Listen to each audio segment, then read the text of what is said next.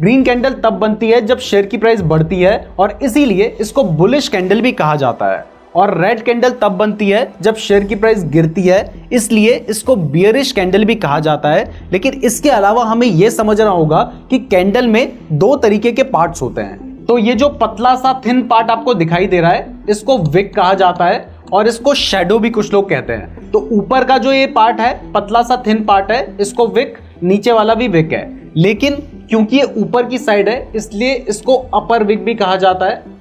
और जो नीचे वाला पार्ट है, जो थिन पार्ट है नीचे वाला, इसको लोअर विक भी कहा जाता है। इसके अलावा मैंने आपको बताया है कि इसको शैडो भी बोलते हैं। तो कैंडल्स बेसिकली विक और बॉडी से बनती है। तो विक तो आपको समझ आ गया है कि जो ऊपर पतला सा जो पार्ट है, थिन वाला पार्ट है, इसको, और नीचे वाला जो थिन वाला पार्ट है, इसको हम विक कहते हैं। और दूसरा जो इसका पार्ट होता है, इसको हम कहते हैं बॉडी, जो कि ये आपको थिक पार्ट आपको दिखाई दे रहा है, ये होती है कैंडल की बॉडी।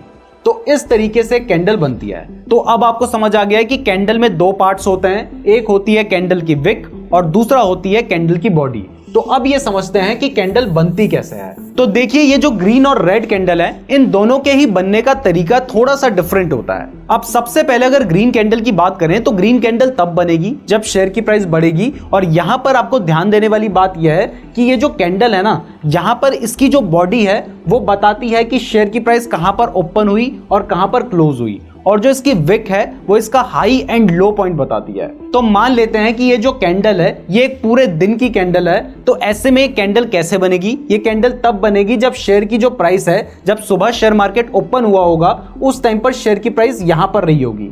तो ये इसकी ओपन प्राइस है।